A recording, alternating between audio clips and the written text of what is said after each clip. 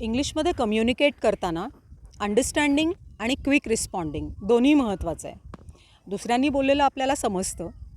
आपण बोलताना चटकन बोलणं, प्रिसाइजली आणि करेक्ट बोलणं हे आवश्यक आहे. अगदी साधी स्ट्रक्चर्स असतील तरीही आपण चटकन बोलण्याची प्रॅक्टिस करणं आवश्यक आहे. थोड्याशा सरावानी हे अगदी इझिली लिहिलंया आपल्याला जमू शकतं.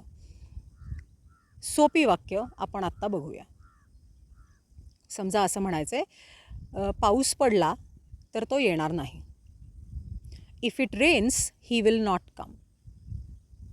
किंवा he will not come if it rains. दोन भाग आहेत ना या वाक्यामध्ये, ही विल नॉट कम आणि इट रेन्स. जरी हे फ्युचरमधलं असलं तरीही इफ इट विल रेन असं आपण नाही म्हणत, इफ इट रेन्स. आणि दुसऱ्या भागात मात्र विल वापरतो, ही विल नॉट कम. आणखी एक उदाहरण बघूया. दे will select you if you fulfil the criteria. They will select you if you fulfil the criteria. म्हणजे त्यांचा क्रायटेरिया, त्यांच्या ज्या काही अटी असतील त्यांची पूर्तता जर तू केलीस तर ते तुला सिलेक्ट करतील. समजा एखादी कंपनी असेल.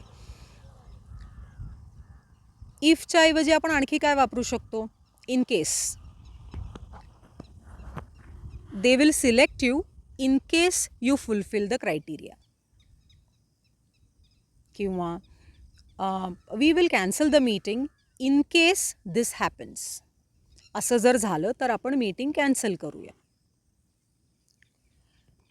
व्हेन हे वापरून सुद्धा असंच होऊ शकतं. या वाक्याचे दोन भाग आहेत. हे फ्युचरमधलं आहे पण एकात आपण विल वापरत नाही आहे आणि एकात वापरतो आहे. उदाहरण बघूया. I will inform you when he comes. I will inform you when he comes. When he will come नाही.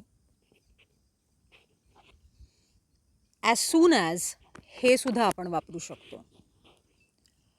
Please inform me as soon as they arrive.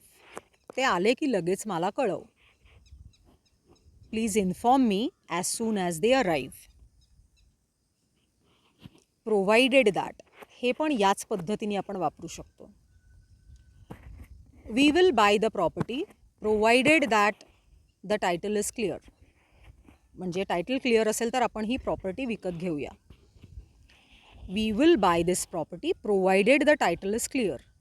किंवा we will buy the property provided that the documents are clear. अशा पद्धतीने आपण if किंवा in case किंवा when किंवा as soon as किंवा provided that हे वापरून अशाच अर्थाची काहीतरी कंडिशन असलेली वाक्य, म्हणजे असं झालं तर तसं होईल, असं झालं तर ते करू, असं झालं नाही तर ते करू नको, अशा प्रकारची वाक्य करतो आहे. अजून एक आहे पण ते ह्याच्यापेक्षा विरुद्ध अर्थाचं आहे. अनलेस. उदाहरणार्थ, तू पटकन निघाला नाहीस तर गाडी चुकेल. तू लवकर निघाला नाहीस तर गाडी चुकेल असं आपल्याला म्हणायचं आहे.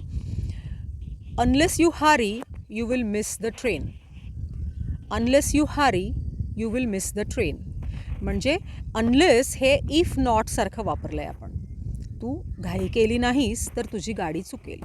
अशा पद्धतीने आपण ही वाक्य वापरू शकतो. अगदी साधी सोपी वाक्य आहेत पण एका वाक्याच्या भागामध्ये विल वापरलं आहे आणि एका भागामध्ये विल नाही वापरलं आहे. जेव्हा की ते दोन्हीही भाग हे फ्युचरबद्दल म्हणजे भविष्याबद्दल आहेत.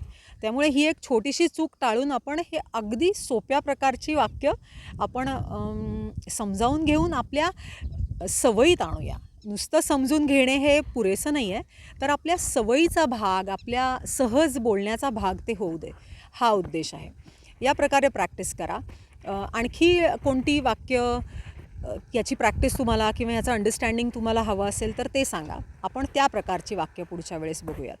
With this very simple practice today, this is Deepa signing off.